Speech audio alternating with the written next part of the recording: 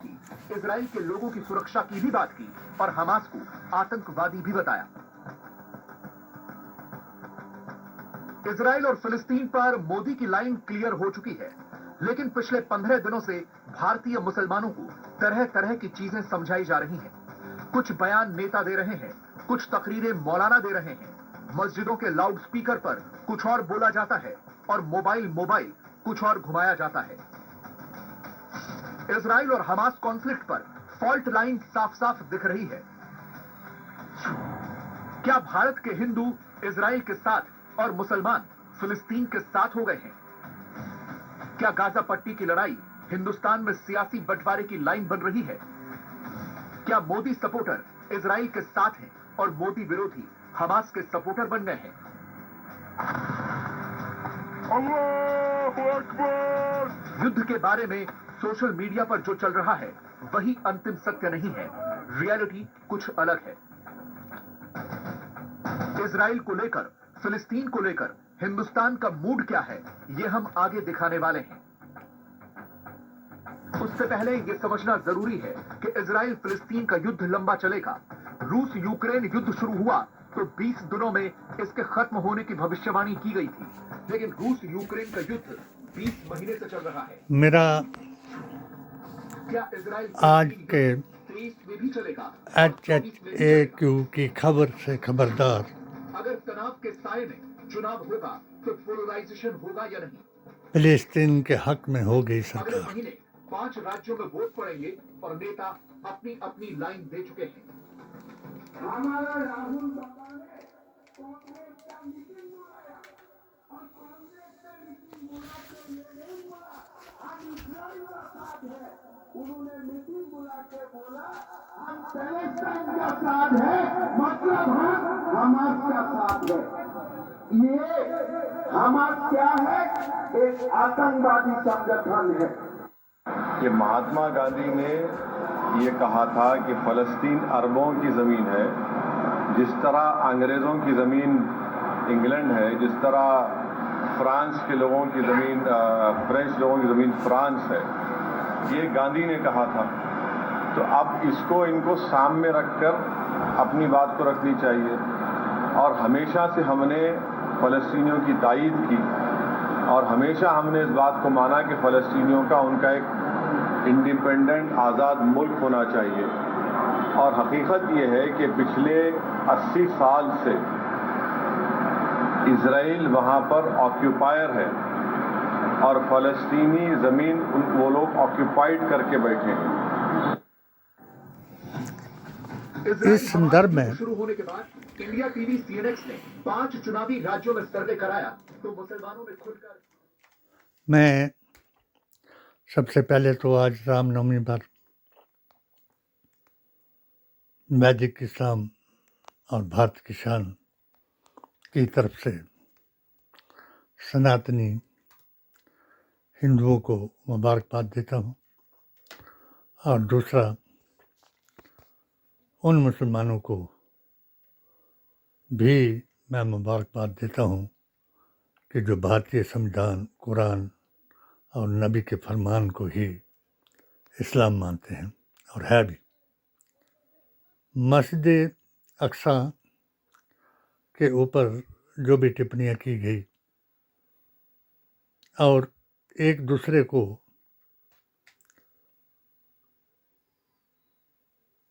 इल्ज़ाम लगाने पर इसको राजनीतिक मुद्दा बनाया गया, जो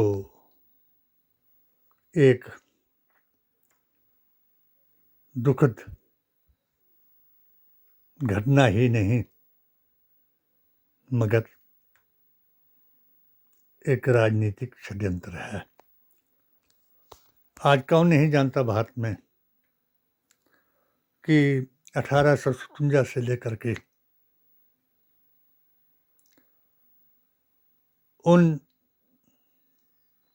जफर, टीपू सुल्तान, झांसी की रानी के सर्वधर्म सौहार्द को, सनातन और इस्लाम की मैत्री को सब लोगों ने सराहा और एक ही मुद्दे पर सब इकट्ठे हुए वो था कि हम अंग्रेज़ों को भगाएंगे, अपनी भारतीय संस्कृति और संस्कारों को बचाएंगे। ये अभियान चलते चलते कांग्रेस में हाथ में आया और कांग्रेस का गठन हुआ। नरम दल और गर्म दल, यानी महात्मा गांधी की शांति ने और सुभाष चंद्र बोस की सेना ने अंग्रेज़ों को हिलाया और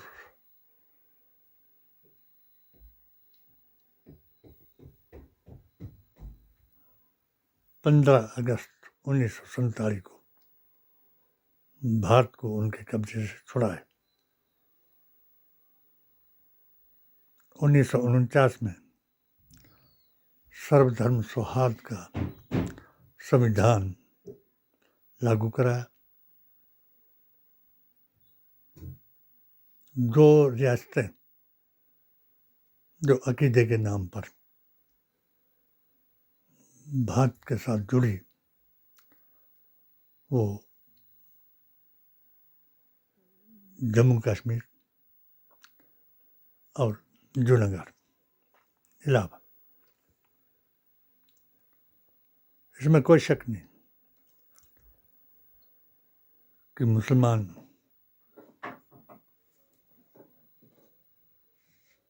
अपने अकीदे के लिए लड़ता रहा और लड़ता भी रहेगा, इसलिए ये इकट्ठा हो गए आज इस मसले पर। और इस मसले को कुछ लोगों ने राहुल और गांधी का बना दिया। राहुल गांधी और मोदी जी का जंग बता दिया। उधर उग्रवादियों की, आतंकियों की जंग इसको बताकर फिलिस्तीन को, जो उसका असल मकसद है मस्जिद अक्सा और बैतुल मुक़द्दस का, उसको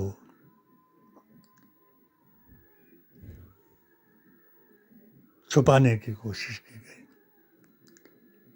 मैंने अपनी पहली उसमें बताया कि ये बैतुल मुक़द्दस जो है अहले किताब का पवित्र स्थान है। चारों किताबों वाले के दिलों में इसका सम्मान है। अब इसको हिंदू मुसलमान का रंग देना, ये भारत का 2013 से चला हुआ अभियान है,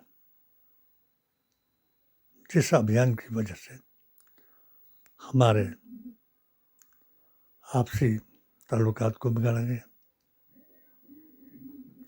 नफरत फैलाई गई। और जब नफरत के दुकानों को बंद करा करके सनातन और इस्लाम ने भारत यात्रा में जुड़कर, जोड़ो यात्रा में जुड़कर एक अभियान चलाया जिसका नाम है ऑल इंडिया सूफी सुन्नी जमात का अभियान, जो पीरे तरीक़त वली हिंद जो भारत में दीन लाए, उनके रास्ते पर चलने का अभियान है। कोई व्यक्ति इसको हिंदू मुसलमान करा करके अपना एजेंडा दूसरे पर थोपने की कोशिश ना करे। कब्र, क़यामत और बरज़ख से सब लोग वाकिफ़ हैं। जो नहीं है वो HHAQ के मस्जिद अक्सा के बारे में सफ़ा 166 से अपने अक़ीदे को दुरुस्त करें और अपने दीन को ताज़ा कर लें। हमें इससे गर्ज कोई नहीं। कि हमास उग्रवादी है या इजराइल उग्रवादी है या अमेरिका उग्रवादियों को पालने वाला है, पोसने वाला है, मुसलमानों को आपस में लड़ाने वाला है। इन सब बातों को छोड़ करके हमने भारतीय संविधान, कुरान और नबी की ज़ुबान के मुताबिक अपना रास्ता सिरातुल मुस्तकीम, जिसे गीता के मुताबिक धार्य इति इति सा धर्म, यानी जिसने जो रास्ता धारण किया वही उसका धर्म है। चोर का धर्म चोरी करना है, डाकू का धर्म डाका मारना है, उग्रवादी का धर्म उग्रवाद करना है, आतंकी का धर्म आतंकवाद फैलाना है। और अमेरिका का धर्म है कि आपस में लड़ाना और जो आतंकी ताकतें हैं उनको बढ़ावा देकर अपना वर्चस्व दुनिया में बनाना, जिसके 2-3 बार परिणाम लोगों के सामने आए। किस तरीके से उसने यूक्रेन में तांडव कराया, किस तरीके से वो अफ़गानिस्तान में तांडव कराया, और उसी तरीके से अब ये इज़राइल में तांडव करा रहा है। तो भारत के लोगों को ये सोचना चाहिए कि हमें ये जो चुनाव है इसका मुद्दा वो नहीं बनाना चाहिए।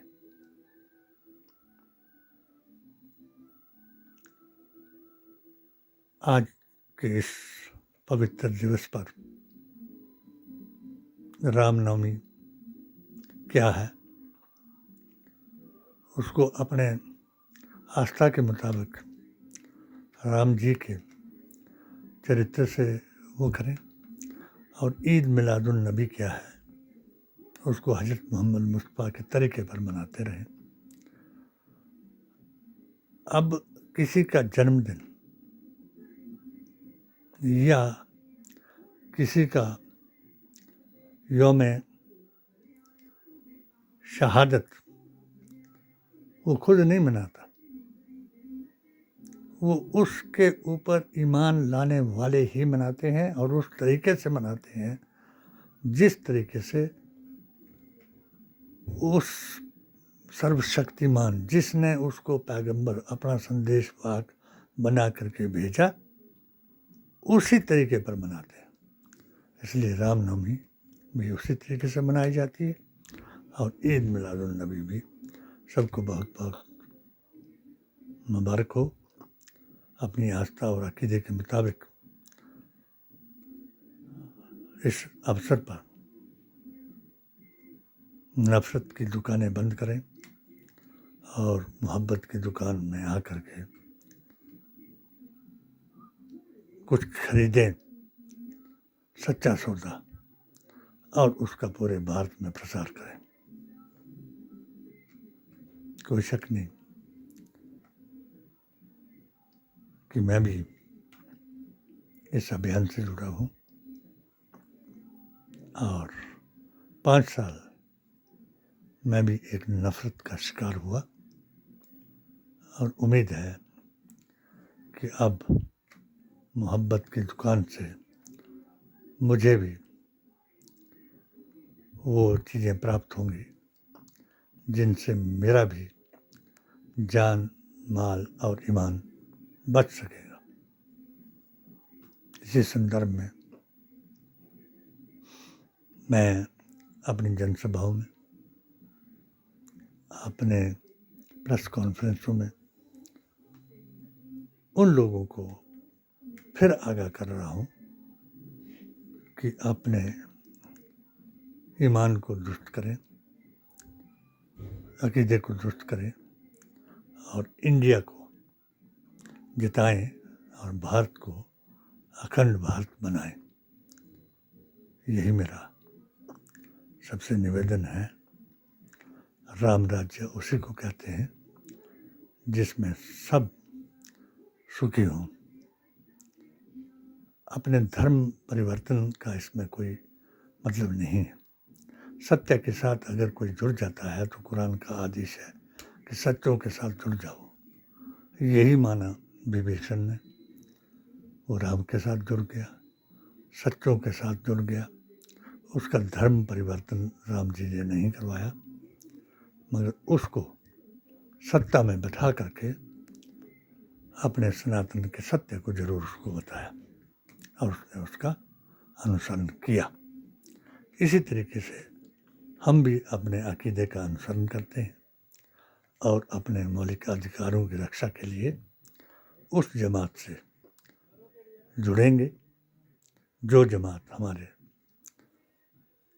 5 बिना मुसलमानी का हमें यकीन दिलाएगी। यही एक तरीका है, यही एक संघर्ष है। किसी को मारने को जिहाद नहीं कहते। जिहाद उसको कहा गया कि अपनी इंद्रियों पर काबू ला करके उस आयत का